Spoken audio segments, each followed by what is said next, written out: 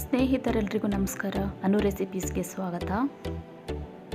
ಸ್ನೇಹಿತರೆ, ಇವತ್ತು ನಾನು ತಂದಿರುವಂಥ ಹೊಸ ರೆಸಿಪಿ ಚಿಕನ್ ಟಿಕ್ಕಾ. ಚಿಕನ್ ಟಿಕ್ಕಾನ ನೀವು ರೆಸ್ಟೋರೆಂಟಲ್ಲಿ ಹೇಗೆ ತಿಂದಿರ್ತೀರ ಅದೇ ಟೇಸ್ಟಲ್ಲಿ ಇವತ್ತು ನಾನು ಮಾಡಿ ತೋರಿಸ್ತಾ ಇದ್ದೀನಿ. ಈಸಿಯಾಗಿ ಇದನ್ನು ಮನೇಲಿ ಹೇಗೆ ಮಾಡ್ಕೋಬೋದು ಅಂತ ನಾನು ತೋರಿಸ್ಕೊಡ್ತಾ ಇದ್ದೀನಿ. ಮನೆಯಲ್ಲೇ ಇರುವಂಥ ಸಾಮಗ್ರಿಗಳನ್ನ ಬಳಸಿ ಈಸಿಯಾಗಿ ಮಾಡ್ಕೋಬೋದು.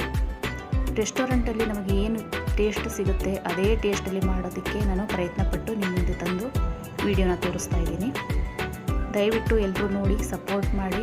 ಹಾಗೆ ಇದುವರೆಗೂ ನನ್ನ ಚಾನಲ್ನ ಸಬ್ಸ್ಕ್ರೈಬ್ ಆಗದೆ ನೋಡ್ತಿದ್ದೀರಾ ಅಂದರೆ ಪ್ಲೀಸ್ ನನ್ನ ಚಾನಲ್ಗೆ ಸಬ್ಸ್ಕ್ರೈಬ್ ಮಾಡ್ಕೊಳ್ಳಿ. ಹಾಗೆ ನಿಮ್ಮ ಫ್ಯಾಮಿಲಿ ಫ್ರೆಂಡ್ಸ್ಗೆಲ್ಲ ನನ್ನ ಚಾನಲ್ ಲಿಂಕನ್ನು ಶೇರ್ ಮಾಡಿ, ಕನ್ನಡ ಚಾನಲ್ನ ಸಪೋರ್ಟ್ ಮಾಡಿ. ಈಗ ರೆಸಿಪಿ ಹೇಗೆ ಮಾಡೋದು ಅಂತ ನೋಡೋಣ ಬನ್ನಿ. ಈ ಚಿಕನ್ಗೆ ನಾವು 2 ಬಾರಿ ಮ್ಯಾರಿನೇಷನ್ ಮಾಡಬೇಕಾಗತ್ತೆ. ಇದು ಫಸ್ಟ್ ಮ್ಯಾರಿನೇಷನ್. ಮೊದಲಿಗೆ ನಾನಿಲ್ಲಿ ಒಂದು ಬೌಲ್ನ ತಗೊಂಡಿದ್ದೀನಿ. ಅದಕ್ಕೆ ಅರ್ಧ kg ಆಗುವಷ್ಟು ಚಿಕನನ್ನು ಆ್ಯಡ್ ಮಾಡ್ಕೋತಾ ಇದ್ದೀನಿ. ನಿಮ್ಮ ಮನೇಲಿ ಎಷ್ಟು ಚಿಕನ್ ಇದೆ ಅಂತ ನೋಡಿಕೊಂಡು ನೀವು ಯೂಸ್ ಮಾಡ್ಬೋದು. ಎಷ್ಟು ಜನ ಇದ್ದೀರಾ, ಎಷ್ಟು kg ಚಿಕನ್ ಬೇಕು ಅಂತ ನೋಡಿಕೊಂಡು ನೀವು ಹಾಕೋಬೋದು. ಅದಕ್ಕೆ ನಾನಿಲ್ಲಿ 2 ಟೇಬಲ್ ಸ್ಪೂನ್ ಆಗುವಷ್ಟು ಜಿಂಜರ್ ಗಾರ್ಲಿಕ್ ಪೇಸ್ಟನ್ನು ಹಾಕ್ಕೊಂಡಿದ್ದೀನಿ, ಶುಂಠಿ ಬೆಳ್ಳುಳ್ಳಿ ಪೇಸ್ಟ್. ನಂತರ ರುಚಿಗೆ ತಕ್ಕಷ್ಟು ಉಪ್ಪು, 2 ಟೇಬಲ್ ಸ್ಪೂನ್ ಆಗುವಷ್ಟು ಬ್ಯಾಡಗಿ ಮೆಣಸಿನ್ಕಾಯಿನ ಪುಡಿನ ನಾನಿಲ್ಲಿ ಯೂಸ್ ಮಾಡಿದ್ದೀನಿ. ಬ್ಯಾಡಗಿ ಮೆಣಸಿನ್ಕಾಯಿ ಪುಡಿ ನಿಮ್ಮ ಹತ್ರ ಇಲ್ಲ ಅಂದರೆ ನೀವು ಫುಡ್ ಕಲರ್ನ ಯೂಸ್ ಮಾಡ್ಬೋದು. ಇದು ಖಾರ ಕಮ್ಮಿ ಇರುತ್ತೆ, ಹಾಗೆ ಕಲರ್ ಕೂಡ ಚೆನ್ನಾಗಿ ಬರುತ್ತೆ. ಇಲ್ಲ ಕಾಶ್ಮೀರಿ ಚಿಲ್ಲಿ ಪೌಡರ್ ಇದೆ ಅಂದರೆ ಅದನ್ನು ಕೂಡ ಯೂಸ್ ಮಾಡ್ಬೋದು. ಈ ರೀತಿ ಮಿಕ್ಸ್ ಮಾಡಿ ನಾವಿದನ್ನು ಒಂದು 1/4 ಗಂಟೆ ಅಥವಾ 10 ನಿಮಿಷದವರೆಗೂ ಬಿಡಬೇಕಾಗತ್ತೆ. ಅದಕ್ಕೆ 1 ಸ್ಪೂನಷ್ಟು ನಾನು ಕುಕ್ಕಿಂಗ್ ಆಯಿಲ್ನ ಸೇರಿಸ್ಕೊಂಡಿದ್ದೀನಿ. ಆಯಿಲ್ ಹಾಕಿ ಆದಮೇಲೆ ಚೆನ್ನಾಗಿ ಮಿಕ್ಸ್ ಮಾಡಬೇಕು. ಮಿಕ್ಸ್ ಮಾಡಿ ಅದನ್ನು ಒಂದು 10 ನಿಮಿಷ ನಾನು ಸೈಡಿಗೆ ಎತ್ತಿಟ್ಟಿದ್ದೀನಿ. ನಂತರ ಸೆಕೆಂಡ್ ಮ್ಯಾರಿನೇಷನ್ಗೆ ನಾವು ಪ್ರಿಪೇರ್ ಮಾಡ್ಕೋಬೇಕು. ಸೆಕೆಂಡ್ ಮ್ಯಾರಿನೇಷನ್ಗೆ ಇಲ್ಲಿ ನಾನು 1 ಕಪ್ ಆಗುವಷ್ಟು ಮೊಸರನ್ನ ತಗೊಂಡಿದ್ದೀನಿ. ಇಲ್ಲಿ ನಾವು ಹಂಗೆ ಕರ್ಡ್ ಮಾಡಬೇಕು, ಅಂದರೆ ಗಟ್ಟಿ ಮೊಸರು ಬೇಕು ನಮಗೆ. ಇಲ್ಲಿ ಮೊಸರನ್ನ ಒಂದು ಕರ್ಚೀಫು ಅಥವಾ ಯಾವ್ದಾದ್ರು ಬಿಳಿ ಬಟ್ಟೆ ಅಥವಾ ಕಾಟನ್ ಬಟ್ಟೆಯಲ್ಲಿ ಹಾಕಿ ನೋಡಿ ಈ ಥರ ಹಂಗೆ ಮಾಡಬೇಕು. ಆವಾಗ ನೀರೆಲ್ಲ ಬಸ್ತು ಗಟ್ಟಿ ಮೊಸರು ನಮಗೆ ಸಿಗುತ್ತೆ. ಈ ಥರ ಒಂದು ಕರ್ಚೀಫಲ್ಲಿ ಕಟ್ಟಿ ಒಂದು ಅರ್ಧ ಗಂಟೆ ಇಟ್ಟರೆ ಗಟ್ಟಿ ಮೊಸರು ನಮಗೆ ಸಿಗುತ್ತೆ. 10 ನಿಮಿಷ ಚಿಕನ್ ಮ್ಯಾರಿನೇಷನ್ ಆದಮೇಲೆ ನಾನು ನೋಡಿ ಈ ಥರ ಗಟ್ಟಿಯಾಗಿರುವಂಥ ಮೊಸರನ್ನ ಹಾಕ್ಕೋತಾ ಇದ್ದೀನಿ.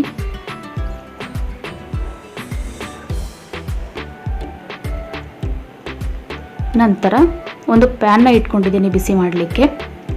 ಅದಕ್ಕೆ 2 ಟೇಬಲ್ ಸ್ಪೂನ್ ಆಗುವಷ್ಟು ಕುಕ್ಕಿಂಗ್ ಆಯಿಲ್ನ ಹಾಕಿದ್ದೀನಿ. ಎಣ್ಣೆ ಬಿಸಿ ಆದ ತಕ್ಷಣ ಇದಕ್ಕೆ ನಾನು 1 ಟೇಬಲ್ ಸ್ಪೂನ್ ಆಗುವಷ್ಟು ಕಡಲೆ ಹಿಟ್ಟನ್ನು ಹಾಕಿ ಫ್ರೈ ಮಾಡ್ಕೋತಾ ಇದ್ದೀನಿ. ಈ ಪ್ರೊಸೀಜರ್ನ ಕೆಲವೊಬ್ಬರು ಫಾಲೋ ಮಾಡೋದಿಲ್ಲ ಸ್ನೇಹಿತರೆ. ಈ ಪ್ರೊಸೀಜರ್ನ ಫಾಲೋ ಮಾಡೋದ್ರಿಂದ ನಮಗೆ ಚಿಕನ್ನಲ್ಲಿ ನೀರಿನಂಶ ಉಳಿಯೋದಿಲ್ಲ. ಕಡಲೆ ಹಿಟ್ಟು ನೀರಿನಂಶ ಎಲ್ಲವನ್ನು ಅಬ್ಸರ್ವ್ ಮಾಡ್ಕೊಳ್ಳುತ್ತೆ, ಎಲ್ಲವನ್ನು ಹಿಡ್ಕೊಳ್ಳುತ್ತೆ ನೀರಿನಂಶ. ಹಾಗೆ ನಮಗೆ ಚಿಕನ್ ಟಿಕ್ಕಾ ತುಂಬ ಜ್ಯೂಸಿಯಾಗಿ ಡ್ರೈ ಆಗಿ ಚೆನ್ನಾಗಿ ಬರುತ್ತೆ.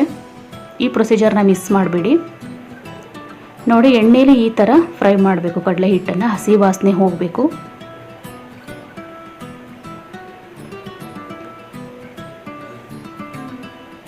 ಕೈ ಆಡಿಸ್ತಾನೆ ಇರಬೇಕು.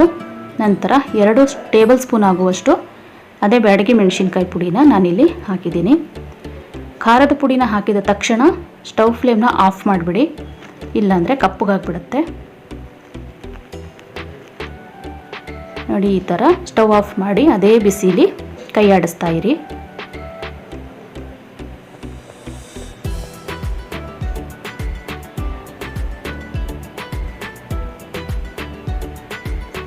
ನಂತರ ನಾವೇನು ಮ್ಯಾರಿನೇಷನ್ ಮಾಡಿ ಇಟ್ಟಿದ್ದೀವಿ, ಇದು ಸೆಕೆಂಡ್ ಮ್ಯಾರಿನೇಷನ್ಗೆ ಇದನ್ನ ಹಾಕ್ಕೊಂಡು ಕಡಲೆ ಹಿಟ್ಟಿನ ಮಿಶ್ರಣನ ಮಿಕ್ಸ್ ಮಾಡ್ಕೋಬೇಕು.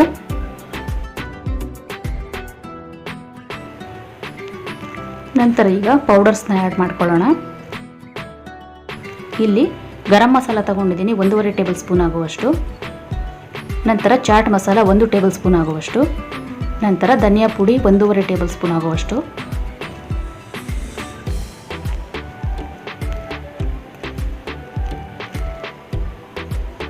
ನಂತರ ಕಸೂರಿ ಮೇಥಿನ ನಾನು ಡ್ರೈ ರೋಸ್ಟ್ ಮಾಡಿಬಿಟ್ಟು ಅದನ್ನ ಪೌಡ್ರ್ ಮಾಡಿ ಇದಕ್ಕೆ ಸೇರಿಸ್ಕೋತಾ ಇದ್ದೀನಿ. ಕಸೂರಿ ಮೇಥಿ ಫ್ಲೇವರ್ ನಿಮಗೆ ಇಷ್ಟ ಇಲ್ಲ ಅಂದರೆ ಸ್ಕಿಪ್ ಮಾಡ್ಕೋಬೋದು. ನಂತರ ಕ್ಲೀನಾಗಿ ಚೆನ್ನಾಗಿ ಇದನ್ನು ನಾವು ಮಿಕ್ಸ್ ಮಾಡಬೇಕು. ಇದು ಡ್ರೈ ಟಿಕ್ಕಾ ಆಗಿರೋದ್ರಿಂದ ಚಿಕನ್ನ ಎಲ್ಲ ಕಣದಲ್ಲೂ ನಾವು ಹಾಕಿರುವಂಥ ಮಸಾಲ ಪೌಡರ್ಸ್ ಎಲ್ಲದು ಅಂಟ್ಕೋಬೇಕು ಚಿಕನ್ಗೆ. ಆ ಥರ ಮಿಕ್ಸ್ ಮಾಡಬೇಕು. ಕೈಯಲ್ಲಿ ಮಾಡೋದಾದರೂ ಕೂಡ ಪರವಾಗಿಲ್ಲ, ಕೈಯಲ್ಲೂ ಕೂಡ ಮಿಕ್ಸ್ ಮಾಡ್ಬೋದು. ನೋಡಿ, ಈ ಥರ ಪ್ರತಿಯೊಂದು ಚಿಕನ್ ಪೀಸಸ್ಗೂ ಅಂಟಬೇಕು ಮಸಾಲ. ಆ ಥರ ಮಿಕ್ಸ್ ಮಾಡಬೇಕು. ಈಗ ಈ ಚಿಕನ್ಗೆ ನಮಗೆ ರೆಸ್ಟೋರೆಂಟಲ್ಲಿ ಏನು ಫ್ಲೇವರ್ ಸಿಗುತ್ತೆ, ತಂದೂರ್ ಫ್ಲೇವರ್, ಆ ಫ್ಲೇವರ್ ಮಾಡೋದಕ್ಕೋಸ್ಕರ ನಾನಿಲ್ಲಿ 2 ಇಂಚ್ ಆಗುವಷ್ಟು ಒಂದು ಚಕ್ಕೆ ತುಂಡನ್ನು ತಗೊಂಡಿದ್ದೀನಿ. ಚಕ್ಕೆ ಅಂದರೆ ದಾಲ್ಚಿನ್ನಿ. ಆ ದಾಲ್ಚಿನ್ನಿ ತುಂಡನ್ನು ನಾನಿಲ್ಲಿ ತಗೊಂಡಿದ್ದೀನಿ. ಅಥವಾ ನಿಮ್ಮ ಮನೆಯಲ್ಲಿ ಇದ್ಲು ಇದೆ ಅನ್ನೋದಾದರೆ ಇದ್ದಲನ್ನು ಕೂಡ ನೀವು ಈ ರೀತಿ ಬಿಸಿ ಮಾಡಿ ಇದ್ಲನ್ನು ಕೆಂಡ ಮಾಡಿ ಈ ಪ್ರೊಸೀಜರ್ನ ಮಾಡ್ಬೋದು. ಈ ಪ್ರೊಸೀಜರ್ನ ನೀವು ಮಾಡೋದ್ರಿಂದ ಚಿಕನ್ಗೆ ಒಳ್ಳೆ ಫ್ಲೇವರ್ ಬರುತ್ತೆ, ಒಳ್ಳೆ ಘಮ ಬರುತ್ತೆ, ತಂದೂರ್ ಫ್ಲೇವರು. ಈ ಥರ ನಾನಿಲ್ಲಿ ಸುಡ್ತಾ ಇದ್ದೀನಿ ಅದನ್ನು ಸ್ಟವ್ ಮೇಲೆ. ಸ್ವಲ್ಪ ಹತ್ಕೊಂಡ್ರೆ ಸಾಕು, ಅದೇ ಉರಿಯುತ್ತೆ. ಅದು ಕೆಂಡ ಆದಮೇಲೆ ಒಂದು ಪ್ಲೇಟ್ ಚಿಕನ್ ಮೇಲೆ ಒಂದು ಪ್ಲೇಟನ್ನು ಇಟ್ಟು ಆ ಪ್ಲೇಟ್ ಮೇಲೆ ನಾನು ಆ ಚಕ್ಕೆ ತುಂಡನ್ನು ಇಟ್ಟಿದ್ದೀನಿ.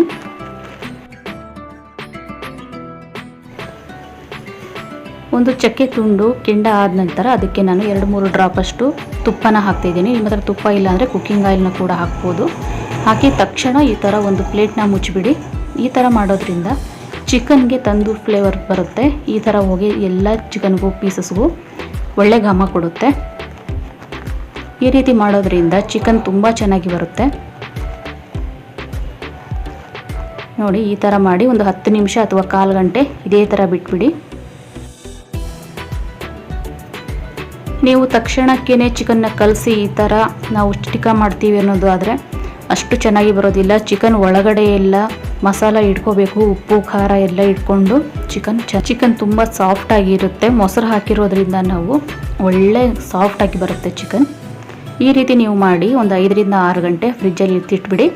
ನಂತರ ನಿಮಗೆ ಯಾವಾಗ ಬೇಕೋ ಆವಾಗ ಮಾಡ್ಕೋಬೋದು. ಅಥವಾ ನಿಮ್ಮ ಹತ್ರ ಟೈಮ್ ಇದೆ ಅನ್ನೋದಾದರೆ ನೀವು ನೆನೆಸ್ಬಿಟ್ಟು 24 ಅವರ್ಸ್ ಬಿಟ್ಟು ನಾಳೆ ಕೂಡ ಮಾಡ್ಕೋಬೋದು.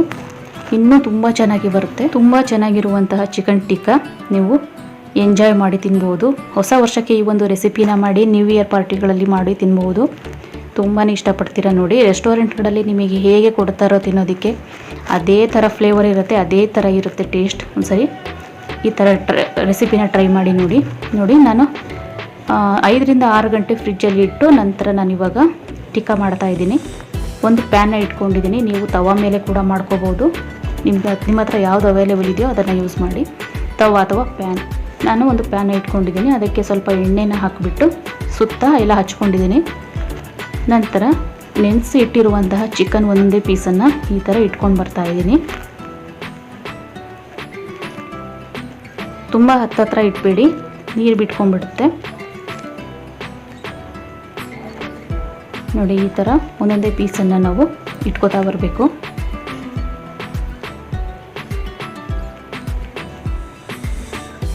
ಈ ಥರ ಇಟ್ಟು ಆದಮೇಲೆ ನಾವು ಒಂದು 2-3 ನಿಮಿಷ ಮುಚ್ಚಿಬಿಟ್ಟು ಪ್ಲೇಟ್ನ ಮುಚ್ಚಿ ಅಥವಾ ಲಿಡ್ನ ಕ್ಲೋಸ್ ಮಾಡಿ 2-3 ನಿಮಿಷ ಇದನ್ನು ಟಚ್ ಮಾಡೋಕ್ಕೆ ಹೋಗಬೇಡಿ, ಡಿಸ್ಟರ್ಬ್ ಮಾಡೋಕ್ಕೆ ಹೋಗಬೇಡಿ. ಆ ಥರ ಕವರ್ ಮಾಡಿ 2-3 ನಿಮಿಷ ಬೇಯೋವರೆಗೂ ಬಿಟ್ಬಿಡಿ. ಮೊದಲೇ ನಾವು ಮೊಸರು ಹಾಕಿರೋದ್ರಿಂದ ತುಂಬ ಸಾಫ್ಟಾಗಿ ಬರುತ್ತೆ, ಬೇಗನೆ ಬೇಯುತ್ತೆ. ಟಿಕ್ಕಾ ಬೇಯೋದಕ್ಕೆ ತುಂಬ ಟೈಮ್ ಹಿಡಿಯೋದಿಲ್ಲ. ಅದು ನಾನು ಮಾಡಿರುವಂಥ ಈ ಪ್ರೊಸೀಜರಲ್ಲಿ ತುಂಬ ಟೈಮ್ ಹಿಡಿಯೋದೇ ಇಲ್ಲ, ಬೇಗನೆ ಆಗಿಬಿಡುತ್ತೆ. ಒಳಗಡೆ ಕೂಡ ತುಂಬ ಸಾಫ್ಟಾಗಿ ಬರುತ್ತೆ. ನಾನು ಮೊದಲಿಗೆ ಕೂಡ ನಿಮಗೆ ಪೀಸ್ ಮಾಡಿ ತೋರಿಸಿದ್ದೀನಿ, ಅಷ್ಟು ಚೆನ್ನಾಗಿ ಬರುತ್ತೆ. ಈಗ 3-4 ನಿಮಿಷ ನಾನು ಒಂದೇ ಸೈಡ್ನ ಬೇಯಿಸ್ಕೊಂಡಿದ್ದೀನಿ.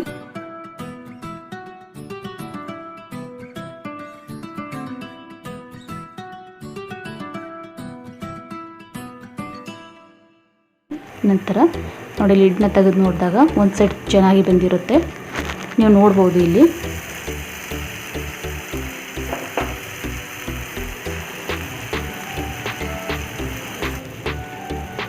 ಈಗ ಟರ್ನ್ ಮಾಡ್ತಾ ಇದ್ದೀನಿ. ನೋಡಿ, ಆ ಕಲರ್ ನೋಡೋದಕ್ಕೇ ತುಂಬ ಚೆನ್ನಾಗಿರುತ್ತೆ, ಅಷ್ಟು ಚೆನ್ನಾಗಿ ಬೇಯುತ್ತೆ. ಈಗ ಎಲ್ಲ ಪೀಸಸ್ನು ಟರ್ನ್ ಮಾಡಿ ಉಲ್ಟಾ ಮಾಡಿ ಹಾಕ್ಕೋತಾ ಇದ್ದೀನಿ. ನೆಕ್ಸ್ಟ್ ಸೇಮ್ ಪ್ರೊಸೀಜರ್ ಉಲ್ಟಾ ಮಾಡಿ ಆದಮೇಲೂ ಕೂಡ 2 ರಿಂದ 3 ನಿಮಿಷ ಇದೇ ಥರ ಲಿಡ್ನ ಕ್ಲೋಸ್ ಮಾಡಿ ನಾವು ಮತ್ತೆ ಬೇಯಿಸಬೇಕು. ನಾನಿದು ಫಸ್ಟ್ ರೌಂಡ್ ಹಾಕ್ಕೊಂಡಿದ್ದೀನಿ, ಇನ್ನೊಂದು ರೌಂಡಿಗೆ ಕೂಡ ಆಗುತ್ತೆ.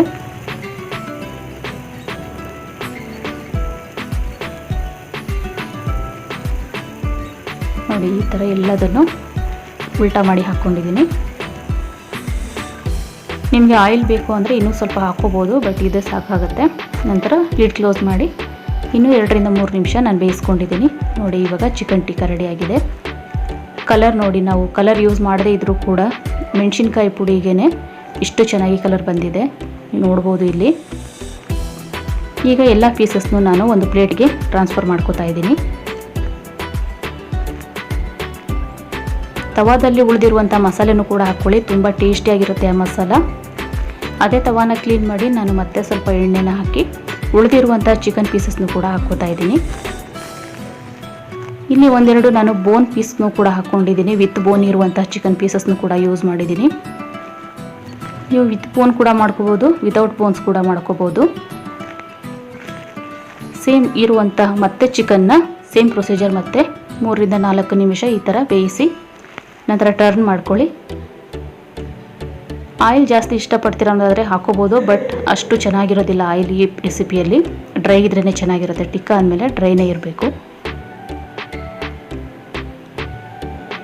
ಈಗ ಎಲ್ಲವನ್ನು ಉಲ್ಟಾ ತಿರುಗಿಸಿ ಹಾಕಿ ಮತ್ತೆ ಪ್ಲೇಟ್ ಮುಚ್ಚಿ ಬೇಯಿಸ್ಕೊಂಡಿದ್ದೀನಿ. ನೋಡಿ ಇವಾಗ ರಿಯಲ್ ಆಗಿ ನಮಗೆ ಟಿಕ್ಕಾ ಫ್ಲೇವರ್ ಯಾಕೆ ಬರುತ್ತೆ ಅನ್ನೋದಾದರೆ ನೋಡಿ ಈ ಥರ ಒಂದು ಸ್ಕೀವರಲ್ಲಿ ನಾವು ಏನು ಬೇಯಿಸಿ ಇಟ್ಕೊಂಡಿದ್ವಿ ಚಿಕನ್ನ ಅವೆಲ್ಲವನ್ನು ಒಂದು ಸ್ಕೀವರಲ್ಲಿ ಹಾಕಿ, ನಿಮ್ಮ ಹತ್ರ ಯಾವ ತಂತಿ ಇದ್ದರೆ ತಂತಿನಲ್ಲಿ ಹಾಕ್ಕೊಳ್ಳಿ ಅಥವಾ ಇದರಲ್ಲಿ ಕೂಡ ಹಾಕ್ಕೋಬೋದು. ನಿಮ್ಮ ಹತ್ರ ಏನಿದೆ ಅದರಲ್ಲಿ ಹಾಕಿ ಬೇಯಿಸಿ. ಈ ಥರ ಮಾಡೋದ್ರಿಂದ ಒಳ್ಳೆ ಫ್ಲೇವರ್ ಬರುತ್ತೆ ನಿಮಗೆ. ಚಿಕನ್ ಟಿಕ್ಕಾಗೆ ರಿಯಲ್ ಆಗಿ ರೆಸ್ಟೋರೆಂಟಲ್ಲಿ ನಮಗೆ ಹೇಗೆ ಕೊಡ್ತಾರೋ ಅದೇ ಥರ ಫ್ಲೇವರ್ ಈ ರೀತಿ ಮಾಡೋದ್ರಿಂದ ಬರುತ್ತೆ.